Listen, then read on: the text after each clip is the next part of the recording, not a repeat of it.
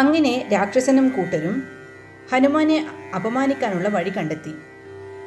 ഒരു വാനരന്റെ പ്രധാന അവയവമാണല്ലോ വാല്, അതില്ലാതാക്കി വിടാമെന്നവർ തീരുമാനിച്ചു. ഹനുമാന്റെ വാല് ചുട്ടുകരിക്കാൻ രാവണൻ ഉത്തരവിട്ടു. ഭടന്മാർ ഹനുമാനെ പുറത്തേക്ക് കൊണ്ടുപോയി. അവർ അവന്റെ കൈകാലുകൾ കയറുകൊണ്ട് കെട്ടി. ഹനുമാനാവട്ടെ ഒരു പാപത്താനെ പോലെ നിന്നുകൊടുത്തു. രാക്ഷസന്മാർ ഹനുമാന്റെ വാലിൽ തുണി ചുറ്റാൻ തുടങ്ങി. അപ്പോൾ ഹനുമാൻ വാലിന്റെ നീളം അല്പാൽപമായി വർദ്ധിച്ചു കൊണ്ടിരുന്നു. കൊണ്ടുവന്ന തുണികളെല്ലാം വാലിൽ ചുറ്റിത്തീർന്നു. എന്നിട്ടും ഹനുമാന്റെ വാല് നീണ്ടു നീണ്ടു വരികയാണ്. തുണി ചുറ്റുന്ന രാക്ഷസന്മാർ തളർന്നു. ഗത്യന്തരമില്ലാതെ അവർ ആ പണി അവസാനിപ്പിച്ചു.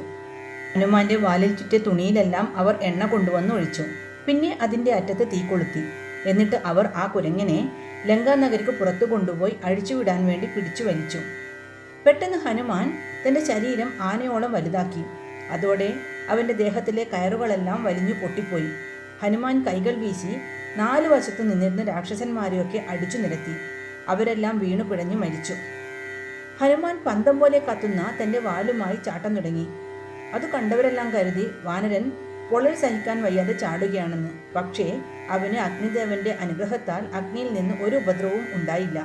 ലങ്കയിലെ മാളികൾക്കു മുകളിലെല്ലാം തീയാളുന്ന വാലുമായി ആഞ്ജനേയൻ ചാടിക്കളിച്ചു. വീടുകൾക്കും കൊട്ടാരങ്ങൾക്കും അവൻ തന്റെ വാലു വേണ്ടത്ര നീട്ടി തീ പിടിപ്പിച്ചു. തീ ആളിപ്പടർന്നു കത്തി. വായുപുത്രന്റെ ഈ ഉദ്യമത്തെ വായുദേവനും കണ്ടറിഞ്ഞ് സഹായിച്ചു. അങ്ങനെ ലങ്കാനഗരം മുഴുവൻ ഹനുമാൻ ചുട്ടു ചാമ്പലാക്കി. അതുകഴിഞ്ഞ് ഹനുമാൻ വീണ്ടും അശോകവനത്തിൽ സീതാദേവിയുടെ മുന്നിലെത്തി ലങ്കാദഹനത്തിന്റെ ഒരു വിവരണം നൽകി. ഹനുമാൻ രാവണനെ അങ്ങനെ ശിക്ഷിച്ചതറിഞ്ഞ് സീത സന്തോഷിച്ചു. ഹനുമാൻ ലങ്കയുടെ വടക്കുള്ള സുബേല പർവ്വതത്തിലെത്തി.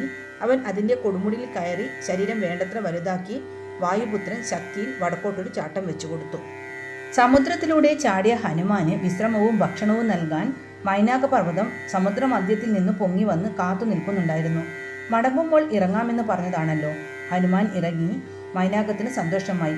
വായുപുത്രനെ മൈനാകം നന്നായി സൽക്കരിച്ചു. ഹനുമാൻ വീണ്ടും യാത്രയായി. മഹേന്ദ്രപർവ്വതത്തിൽ ഹനുമാന്റെ തിരിച്ചുവരവും കാത്തിരുന്ന വാനരസംഘം ഉത്കണ്ഠാകുലരായി. അംഗജനും ജാമ്പവാനും തെക്കോട്ട് തന്നെ നോക്കിയിരിക്കുകയാണ്. പിന്നിൽ മറ്റു വാനര പ്രമുഖരുമുണ്ട്. പെട്ടെന്ന് ഹനുമാൻ ആകാശത്തിൽ നിന്ന് അവരുടെ മുന്നിൽ ചാടി വന്നു നിന്നു. അവരെല്ലാം സന്തോഷിച്ചു. ജാമ്പവാൻ ഹനുമാനെ ആനന്ദത്തോടെ ആശ്ലേഷിച്ചു. മുത്തച്ഛ, ഞാൻ സീതാദേവിയെ കണ്ടു, ഹനുമാൻ ജാമ്പവാനോട് പറഞ്ഞു. ഹനുമാന്റെ വിജയവാർത്ത കേട്ട് എല്ലാവരും ഹർഷപുളകിതരായി. ജയ് ഹനുമാൻ.